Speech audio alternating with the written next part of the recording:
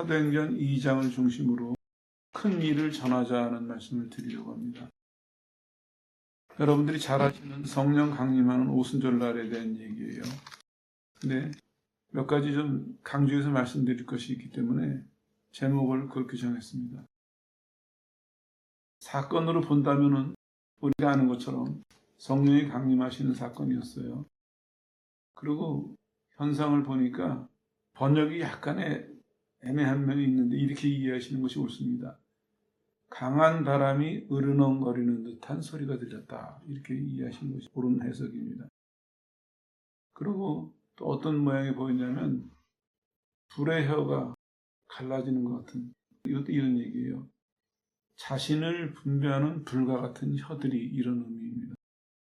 혹시나 여러분들이 그 그림 보신 적 있는지 모르겠어요. 이 오순절을 그린 그림 중에서 사람들이 모여 앉아 있는데 각 사람의 머리 위에 이렇게 불꽃이 하나씩 있는 그런 그림이 있어요. 아마 이 구절을 그대로 표현한 것이라고 여겨지는데 그런 얘기입니다. 이게 불 아닌 갈라지는 것이 중요해요. 이거는 불덩어리가 아니라 갈라졌다 하는 의미입니다. 그래서 불이 엄밀하게 말하면 불덩어리가 자신을 분배하고 있습니다. 동일한 것을 갖게 되는 그런 개념이 있습니다. 그런 얘기 이제 앞으로 우리가 성령의 역사를 이해할 때 중요한 의미를 갖고 있기 때문에 잘 기억하시는 것이 좋습니다. 그래서 성령의 충만한 상태가 됐다 이렇게 말하고 있어요. 근데 언젠가도 한번 설명드렸지만 성령이 충만하다 하는 것이 이제 계속해서 반복될 거예요. 왜 필요하냐면은 꽉 차서 다른 것이 들어올 틈이 없다 이런 의미예요. 그게 참 중요한 겁니다. 이게 이제 앞으로도 계속해서 사도행전, 에베소서 이런 식으로 발전되면서 반복돼서 설명이 될 겁니다. 그러고 나서 이제 방언을 하기 시작을 합니다. 이제 여기서 두 가지 강조하고 넘어갈 것이 있어요. 뭐냐면은 방언을 했는데 성경은 뭐라고 말하고 있냐면은 하나님을 찬양했다 얘기하고 있어요. 성경은.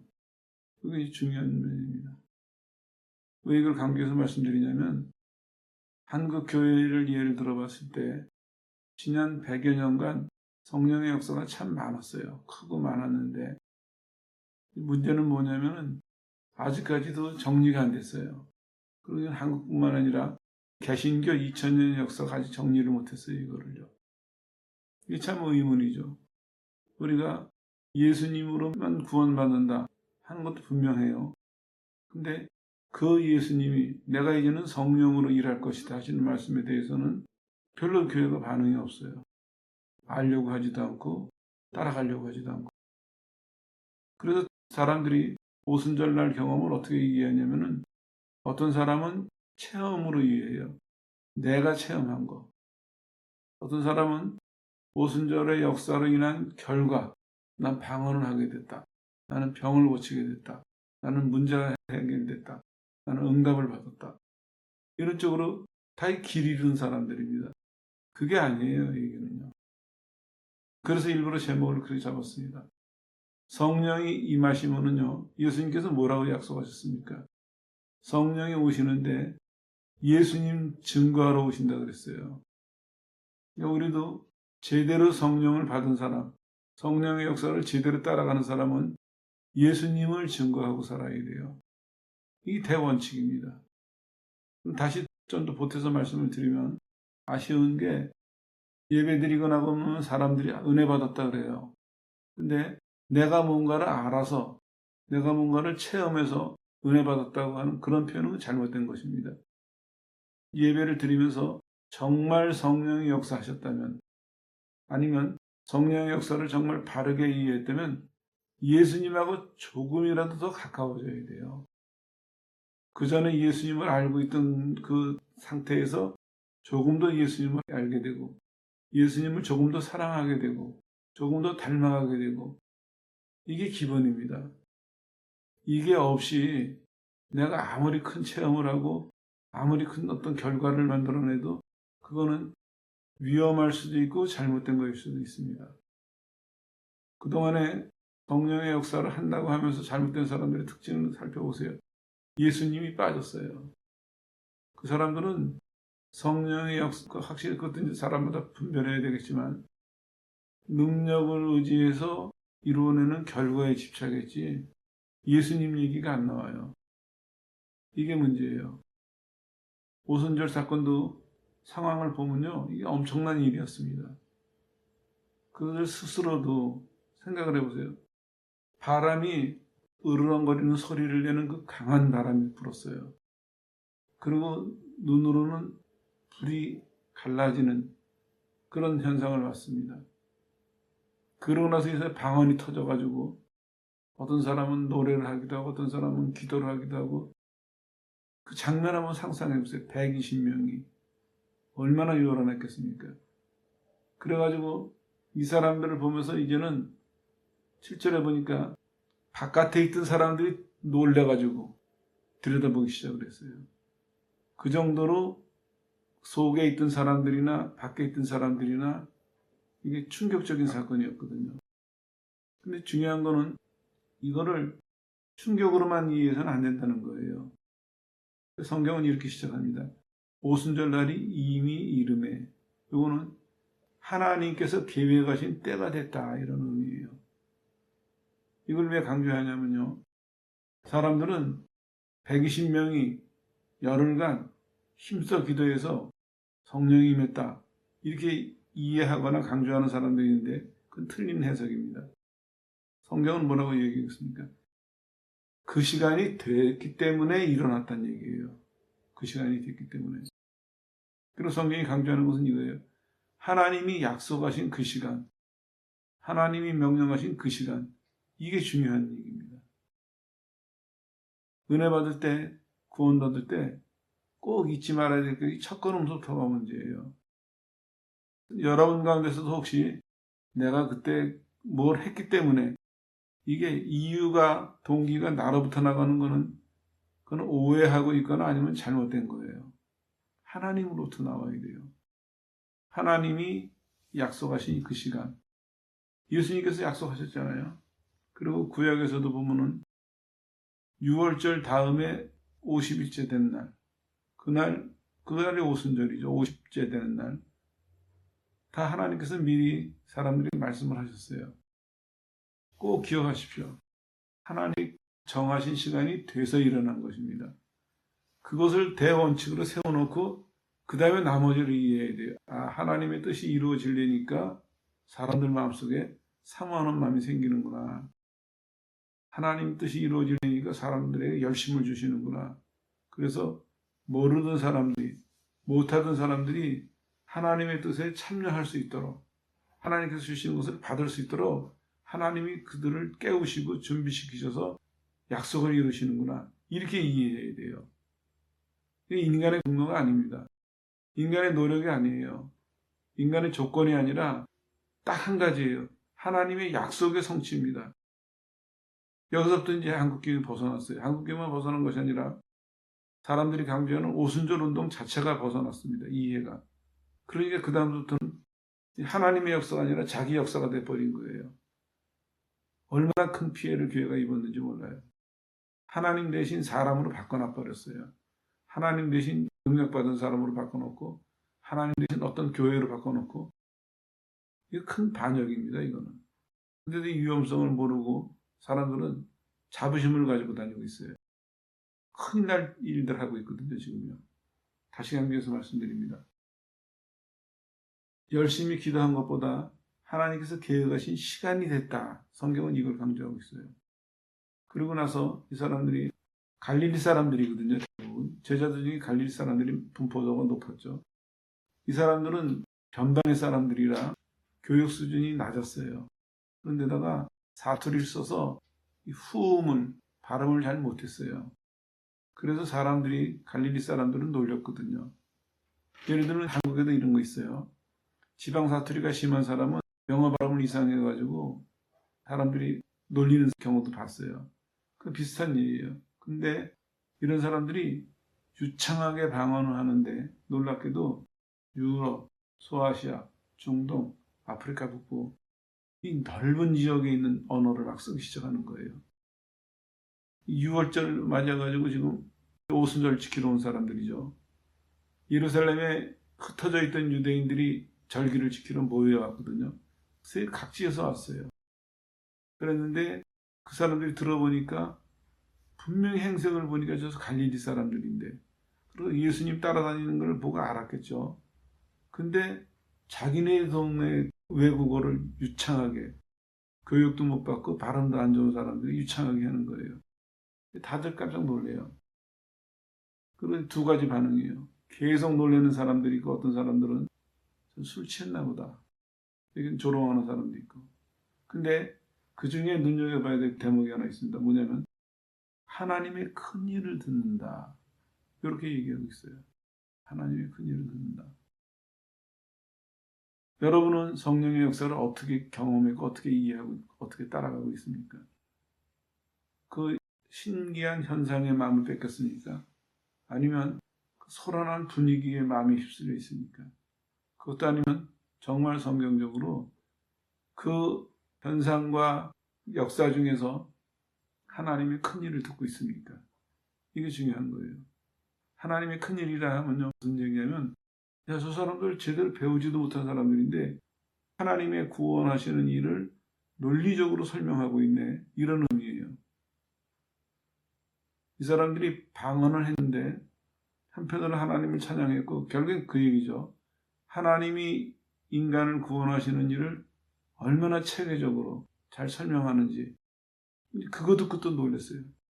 좀 좋지 않은 표현이지만 시끄러워서 놀란 사람들, 또 그 사람들 보면서 놀라는 사람들, 그리고 그 중에 일부는 그들이 말하는 내용을 들으면서 하나님의 구원 사역을 논리적으로 얘기하고 있구나, 놀라는 사람들, 그런 이제 모습으로 지금 나타나고 있습니다.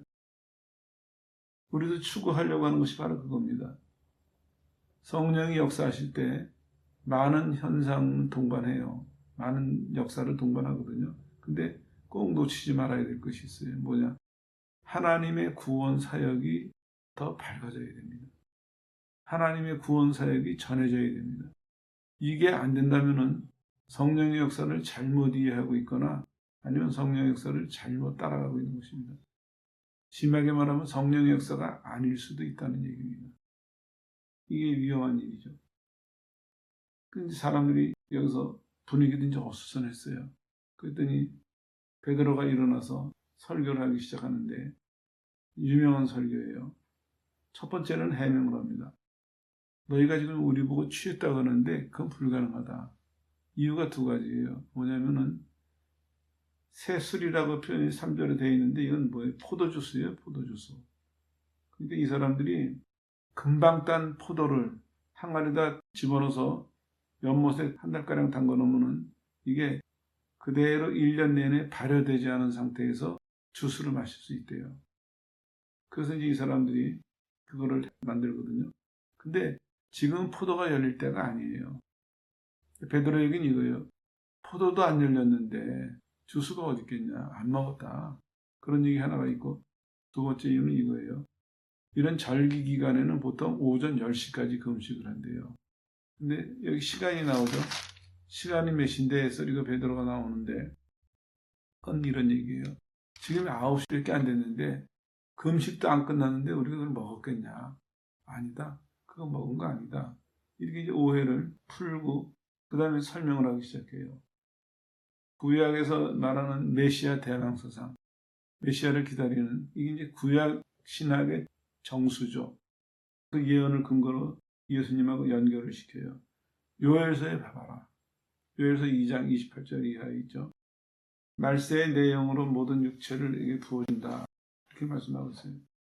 그래서 이제 그 현상들이 나오죠. 17절 이하에 보면은 너희 자녀들은 예언할 것이고 너희 젊은이들은 환상을 보고 너희 늙은이들은 꿈을 꾸리라. 내가 내 영으로 남종과 여종에게 부어주리니 저희가 예언할 것이고, 저 이런 얘기 나오고 있습니다. 그거다. 하나님이 약속하신 그 일이 지금 이루어지고 있다. 좀 더 정확하게 말씀드리면 그 일이 예수님에 의해서 이루어지고 있다, 이런 얘기입니다. 이것이 너희가 놀랄 일도 아니고 이상한 일도 아니고 잘못된 일도 아니다. 그런 거 설명하고 있죠. 그리고 이제 이어지는 얘기가 이겁니다. 옛날에는 구약 시대에는 선지자들만 기사와 표적을 보고 영적인 일을 깨닫고 사람들에게 말을 했는데 이제는 예수님으로 말미암아서 누구든지 믿는 사람들이죠. 누구든지 영적인 일을 깨달을 수 있고 다른 사람들에게 말을 할 수 있게 됐다. 그것이 오늘 너희가 보는 이 현상이다. 그렇게 얘기하고 있습니다. 그러면서 이어지는 얘기가 말세에는 주의 이름을 부르는 자는 구원을 얻을 것이다. 그 얘기를 쭉 한 덩어리로 얘기하고 있습니다.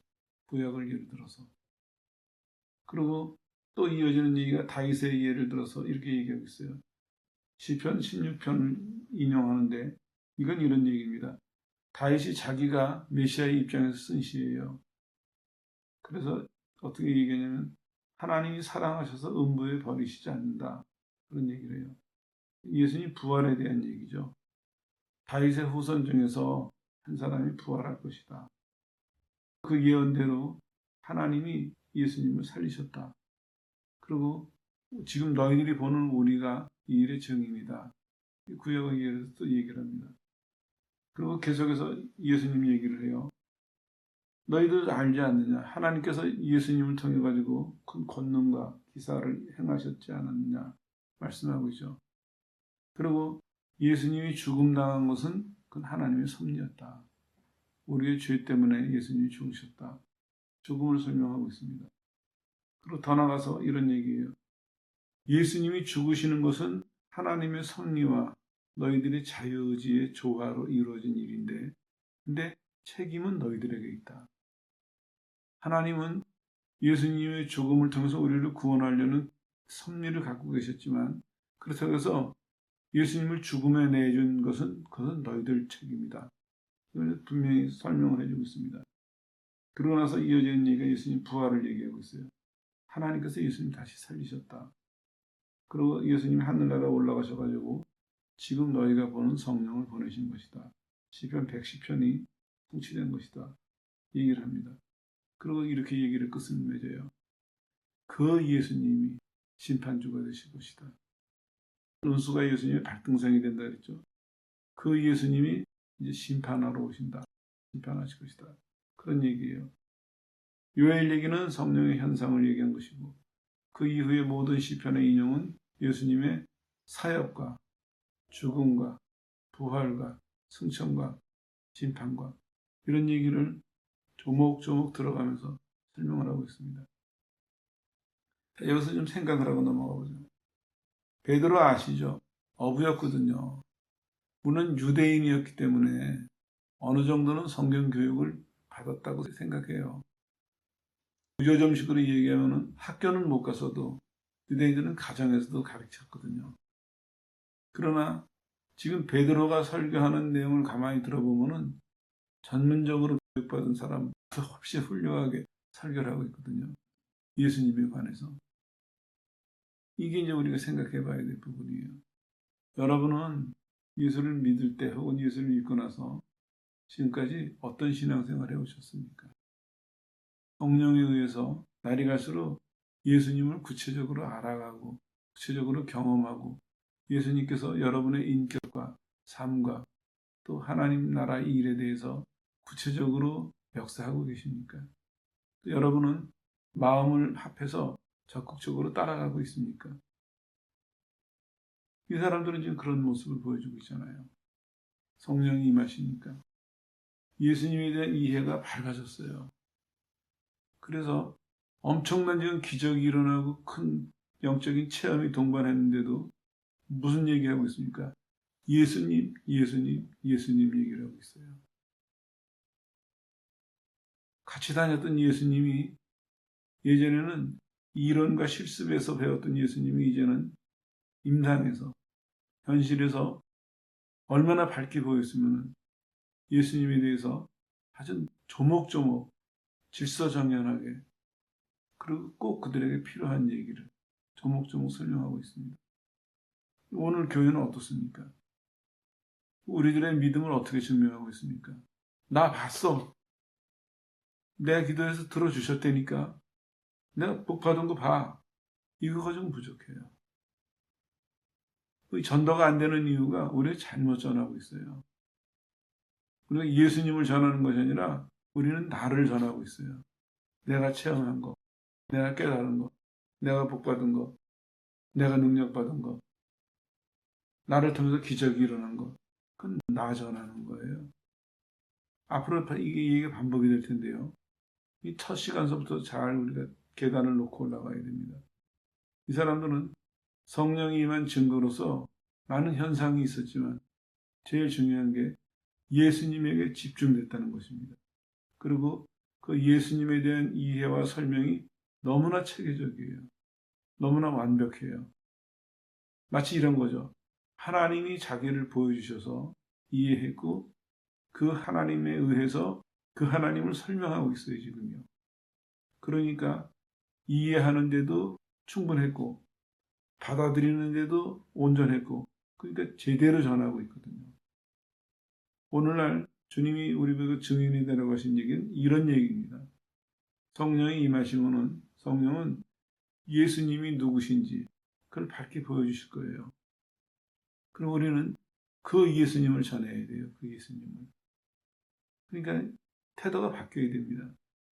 우리가 기도해서 응답을 받았어도 거기 내가 들어가는 것이 아니라 하나님이 왜 예수님의 이름으로 응답을 하셨는지, 왜 예수님의 이름으로 기도가 응답이 되는지, 왜 우리가 예수님의 이름을 믿고 안심하고 기도할 수 있는지 이런 걸 이해하고 전해야 됩니다.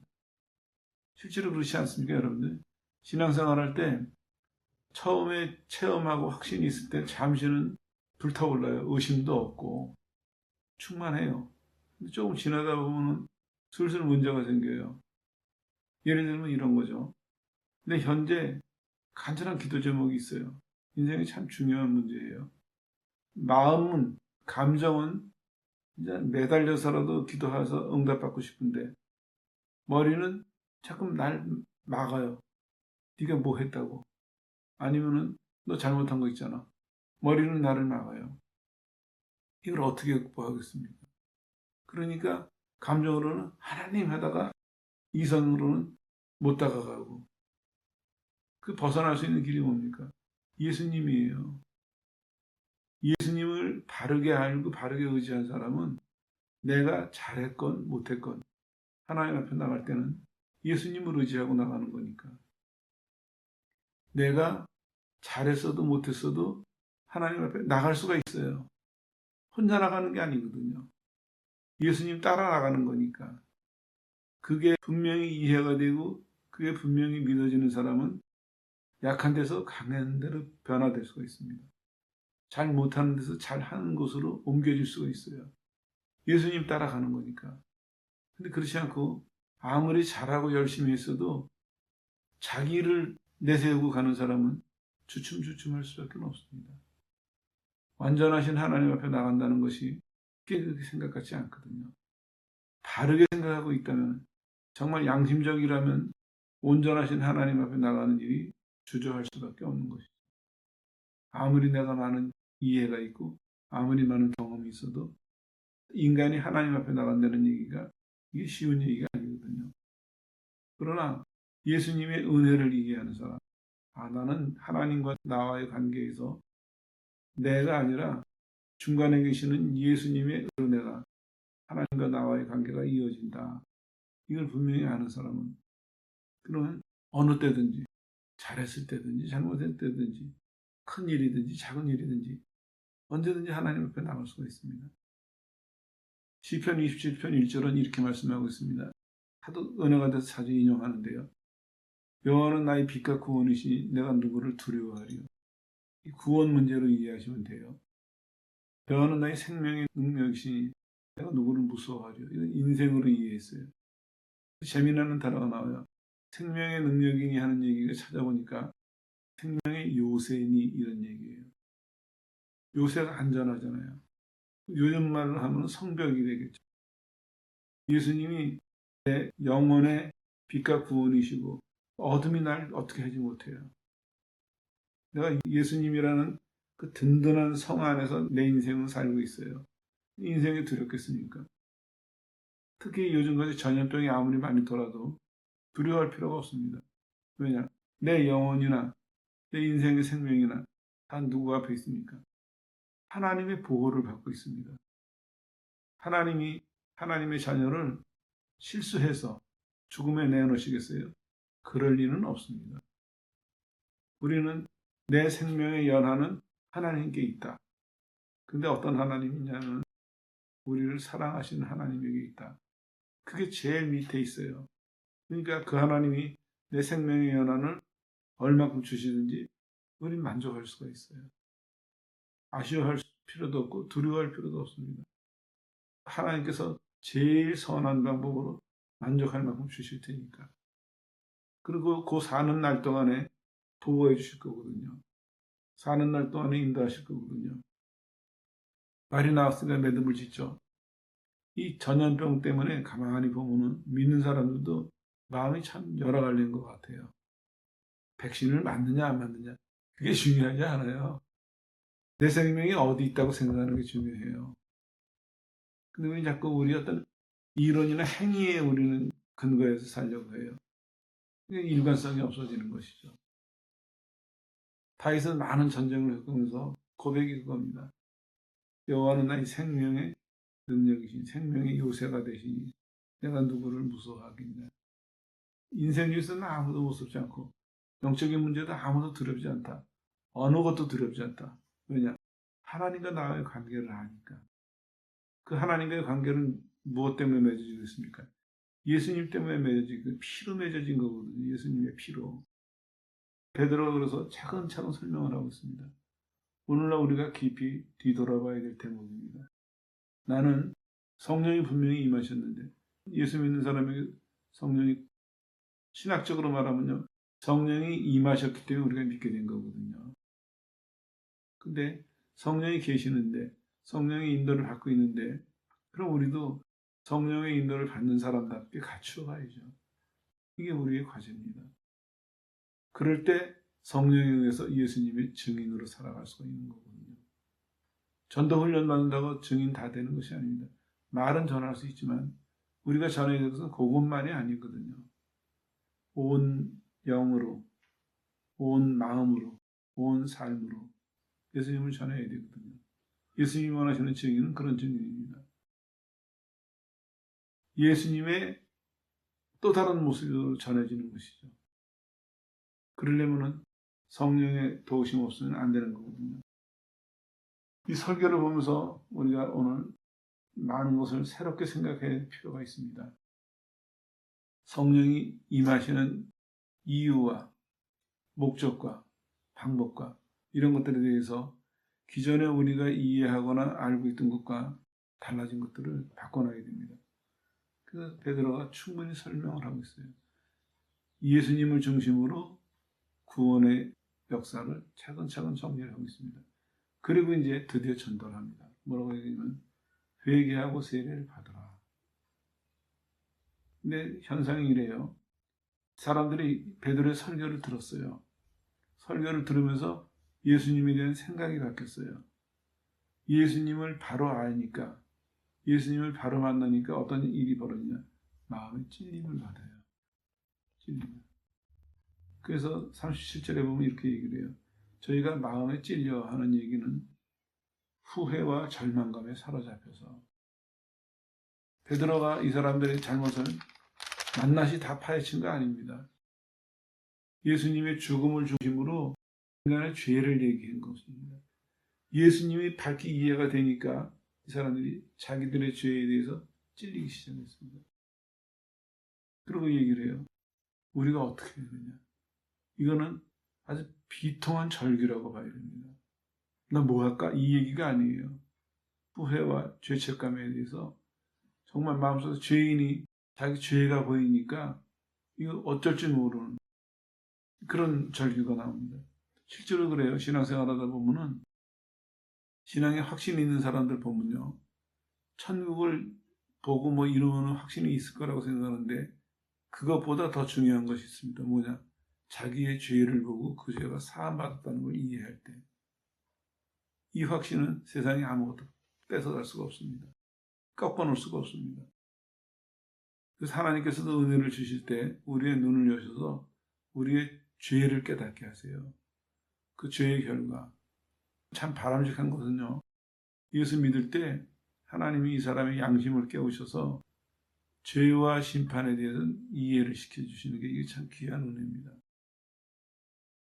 내가 지은 죄로 인해서 그 다가올 결과로 인해서 어쩔 줄 몰라 하는 그때 예수님이 구원자로 다가오시면 그 사람이 갖는 그 안심, 기쁨, 평안, 만족, 그게 진짜 성경이 약속한 것이고 성경이 주는 축복입니다. 이 사람들도 같은 일이 지금 벌어지고 있어요. 찔림을 받아가지고 어떻게 하면 좋을까? 회개하라는 얘기하고 있습니다. 그리하면 성령을 받을 것이다. 회개는 설명을 많이 드렸기 때문에 오늘은 이 정도만 하고 넘어가겠습니다.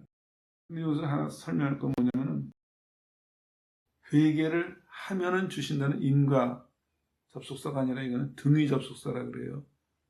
회개와 성령은 연결이 되어 있습니다. 근데 잘못했는지 사람들이 생각하기에 소위 이제 은혜 받았다는 사람들이, 은사 받았다는 사람들이 나는 회개를 많이 했기 때문에 능력을 받았고 이렇게 잘못 이해하고 전하는데 성경적이지가 않습니다. 그거는 원인이 아니에요. 만약에 내가 회개를 했기 때문에 받았다면 인간의 공로가 돼요. 은사와 능력이나 모든 것이. 그건 아닙니다. 그냥 연결되어 있는 것입니다. 하나님이 예수님을 바르게 알게 하시고 회개하게 하시고 성령을 주시고 이게 연결된 얘기입니다. 그래서 명령을 해요. 회개하고 세례를 받아라. 그러면 장차 선물을 받을 것이다. 이것도 같은 얘기입니다. 그리고 이렇게 전도해요. 하나님이 누구든지 얼마든지 하는 표현은 제한하지 않고 부르시니까 오늘 이 말씀을 듣고 예수님의 죽음에 대한 얘기를 듣고 찔림이 있는 사람들은 나와서 회개하고 세례를 받아라.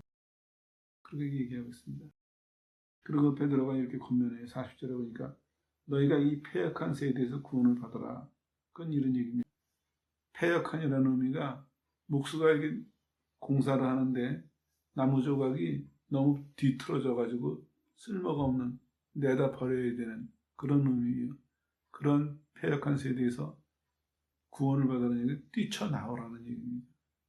이것도 회개의 한 모습이에요. 내부에 찔림이 있고 그 찔림이 이 사람을 어떻게 움직이게 하냐면 자기가 현재 머물던 죄된 생각, 죄된 생활에서 불난집에서 뛰어나가듯이 뛰쳐나가게 만듭니다. 돌아서게 만듭니다. 쭉 정리해서 말씀드렸는데 요약하면 이런 얘기입니다. 성령이 임하시면 이 사람들이 많은 것을 경험하게 돼요. 그 동시에 많은 것을 이해하게 되고 그 경험과 이해를 토대로 많은 반응이 생기기 시작을 해요. 이것들이 성경이 말하는 정상적인 모습입니다. 사람들은 오순절 하면은 3,000명이나 회개를 해서 설교를 듣고 나도 그런 능력이 있으면 좋겠다. 우리 교회가 그렇게 부흥이 되면 좋겠다. 하고 결과만 자꾸 집착하라는데 그런 결과가 나오려면은 다 그렇게 결과가 나오는 건 아니겠지만 결과에 집착하기 전에 먼저 우리는 바른 시작부터 따라가야 될 것입니다. 오순절 성령이 오셨다는 게 무슨 의미인지, 하나님이 왜 성령을 보내셨는지, 그리고 성령을 받은 사람들은 어떤 과정을 거치는지, 그 내부에서, 생각에서, 삶에서 어떤 변화들이 일어나는지 이걸 맞춰봐야 됩니다. 그래서 나랑 틀린 게 있으면 그걸 내가 고쳐가려고 노력해야 돼요. 지금 모범이 나왔잖아요. 표준이 나왔습니다. 성경에. 우리가 해야 될 일은 중간은 뚝 잘라먹고 끝만 보고 좋은 결과만 그것만 구할 것이 아니라 아주 겸손하게 첫 걸음서부터 나는 왜 구했나? 내가 성령의 은혜를, 성령의 은사를 구할 때 내가 시작이 어떻게 됐는가? 처음부터 과정은 이것이 내 욕심에서 했는가? 아니면 성령의 인도함 속에서 된 일인가? 하나님의 섭리 속에서 된 일인가? 하나하나 살펴봐야 됩니다. 마지막까지. 그래서 본인이 이것이 확신할 때, 그때 여러분에게 평생 재산이 될 것이고 평생 무기가 될 것입니다. 안타까운 것은 성령이 임하셨음에도 불구하고 성령의 인도함과 별개로 살아가는 사람도 있고 성령이 임하셨음에도 불구하고 성령의 그 임하심을 자기 이익을 위해서 사용하는 사람도 있고 그런 사람들이 너무 많아요. 그러면서도 다 성령의 사람이라고 자부심은 넘쳐요. 그것 아닙니다. 성경은 분명히 말하고 있습니다. 사도행전을 통해 가지고 뭐 다른 데서도 다 나오지만 성령이 누구시며 성령이 임하신 사람은 어떻게 그 속에서 역사하시나 어떤 결과들이 나오나 모범을 계속해서 우리에게 보여주고 있습니다. 우리는 이 모범에 맞춰가지고 늘 나를 점검하고 나도 거기에 맞춰가는 그런 사람이 되어야 될 것입니다. 첫 시간에 말씀드렸듯이 성령이 오셨다 하는 얘기는 이런 의미입니다. 예수님이 이제는 성령으로 목회하신다는 의미입니다.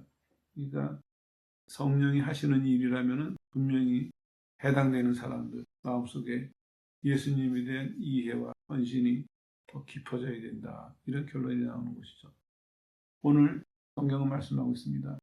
성령이 임하시니까 아니면 성령이 임하셨으니까 너희는 하나님의 큰일, 예수님을 통한 구원 사역을 체계적으로 이해하고 체계적으로 받아들이고 따라갈 뿐만 아니라 다른 사람들에게 체계적으로 전해라, 인도해라 이렇게 말씀하고 있습니다. 이 시간을 계기로 여러분이 예수님의 구원 사역이 좀 더 깊이 이해되고 깊이 여러분 삶 속에서 역사하는 축복이 있으시기를 주 예수 이름으로 축원합니다.